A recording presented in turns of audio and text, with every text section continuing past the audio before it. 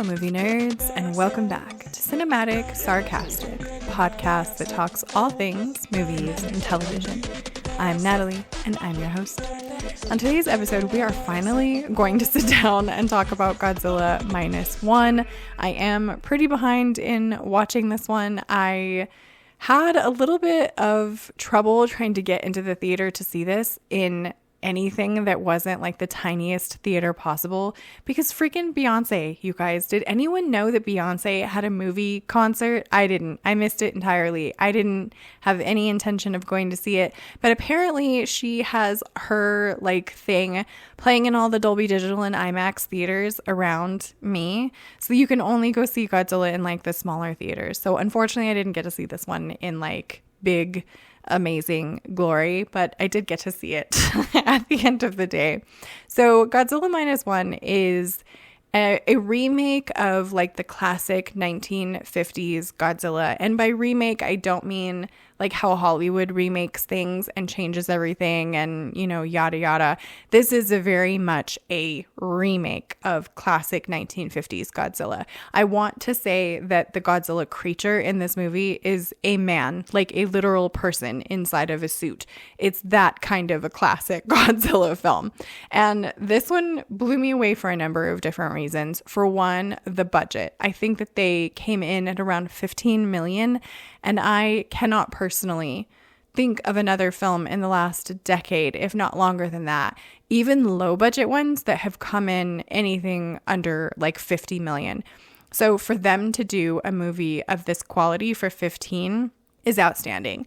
I will say for sure, Godzilla Minus One for me is probably the best Godzilla movie that we have ever seen in terms of like storytelling and all of that good stuff. I don't know that I would put myself in the same camp as a lot of other people who are saying that Godzilla Minus One is like the best movie of the year.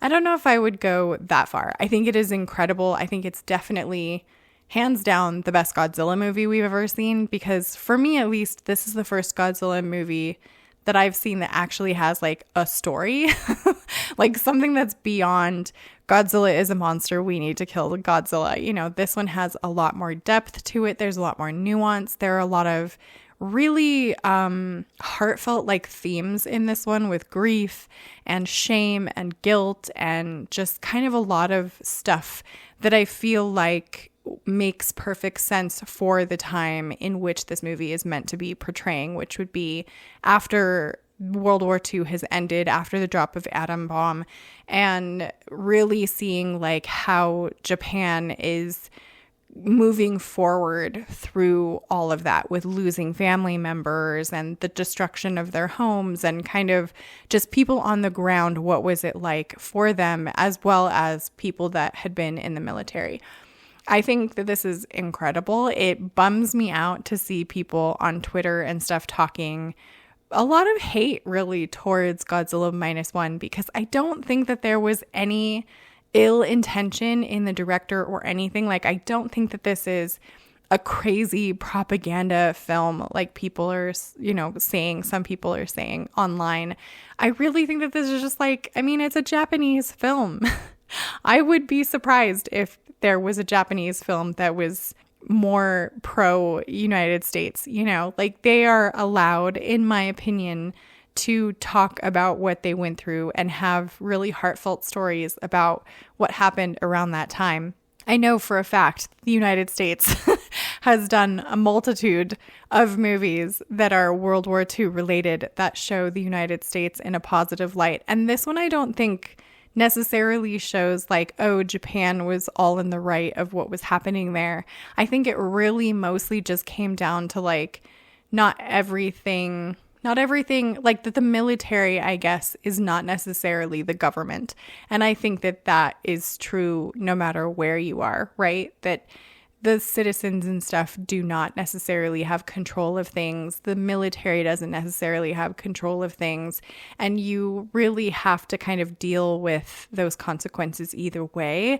And this one really surprised me with kind of how nuanced and how really human the story of Godzilla actually turned out being, you know, and I think that this is probably the one that I have enjoyed the most of its type of film. You know, like I enjoy a lot more of the American ones for what they are, you know, with like the crazy CGI and the blow 'em ups and all of that good stuff.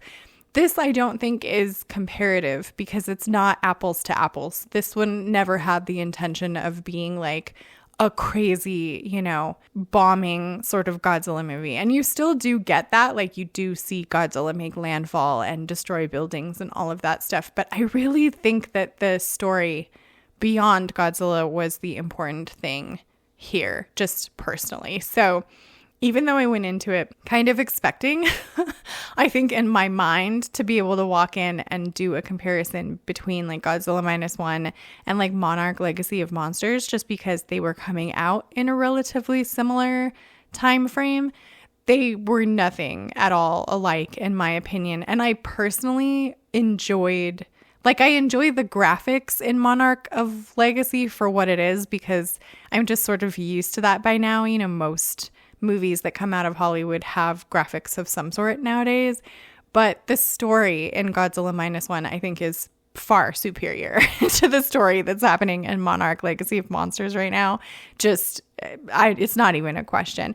And I think Kenji Noda in the movie of Minus One is my favorite. I don't know why. He's like this quirky scientist, and I just find him to be adorable. Like, I just thought he was just so fun to watch, and like, so I don't know. There was a lot of humor in this that I wasn't expecting, and he just turned out to be kind of my favorite character. You guys are going to have to let me know if you have favorite characters from Godzilla Minus One, if you have seen this one. I would highly recommend, but I don't think that this is like world changing, but it is definitely a really, really amazing Godzilla film if you are huge into Godzilla. So those are my thoughts on Godzilla Minus One. I would love to know what you guys thought of this one if you have seen it.